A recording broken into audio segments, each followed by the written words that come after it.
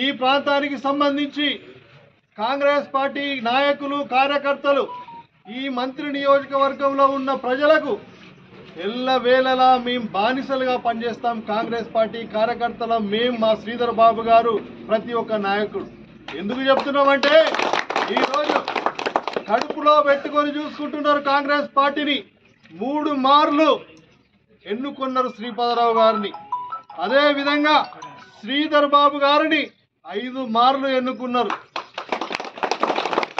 ఇంత ఆప్యాయంగా ఇంత అనురాగంగా మీరు మమ్మల్ని మా నాయకుడిని కడుపులో పెట్టుకొని చూసుకుంటున్నారు కనుకనే ఈ ప్రాంతం మరెక్కడ జరగని విధంగా ఈ ప్రాంతం మరెక్కడ చూడని విధంగా ప్రత్యేకమైన అభివృద్ధి పదంలోకి దూసుకు వెళ్ళాలి, దూసుకు తీసుకువెళ్తారు మన నాయకుడు శ్రీధర్ బాబు గారు అని చెప్పి నేను ఈ సందర్భంగా మనవి చేస్తున్నాను.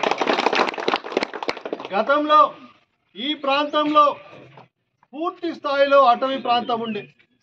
అప్పుడు పెద్దలు జగన్మోహన్ రావు గారు సర్పంచ్గా ఉండే, పెద్దలు రాజయ్య గారు మచ్చిపేట మాజీ సర్పంచ్ గారు వీరు అప్పుడు ఎంపీపీగా ఉండే, సర్పంచ్గా ఉండే. అప్పుడు చేసిన రాజకీయం వేరు, ఇప్పుడు చేసిన రాజకీయం వేరు.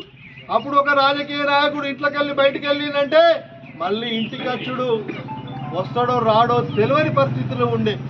ఆ రోజు నక్సలైట్లకు పోలీసులకు జరుగుతున్న యుద్ధంలో పొద్దున పోలీసు వాళ్ళు వచ్చి ఎవరిని తీసుకెళ్తారో తెలియదు, రాత్రి నక్సలైట్లు ఎక్కడికి వస్తారో తెలియదు.